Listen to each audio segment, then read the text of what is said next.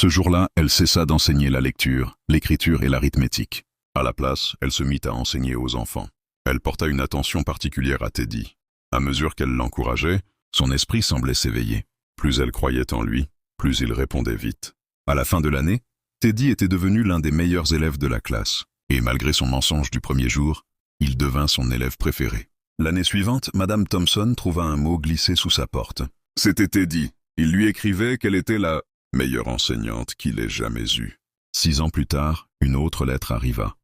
Il terminait brillamment son lycée, 3e de sa promotion. Et elle restait, à ses yeux, la meilleure enseignante de sa vie. 4 ans après, une nouvelle lettre. Il racontait que malgré les épreuves, il avait persévéré et allait bientôt obtenir son diplôme. Universitaire avec les plus grands honneurs, il lui réaffirmait qu'elle était toujours son professeur préféré.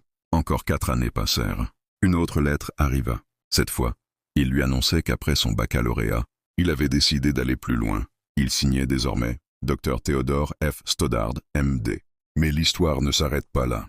Un printemps, Madame Thompson reçut une dernière lettre. Teddy lui écrivait qu'il avait rencontré une femme et qu'il allait se marier.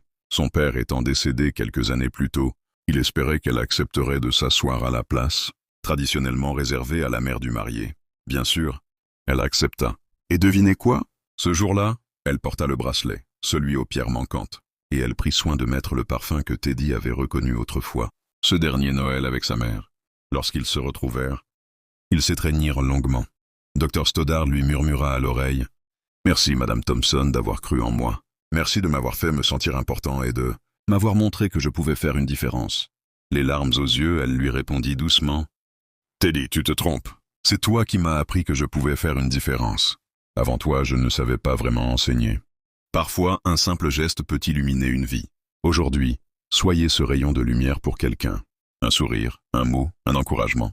Cela s'appelle la bienveillance. Et qui sait, peut-être changerez-vous le destin de quelqu'un. Merci beaucoup et n'oubliez pas de vous abonner sur Surams.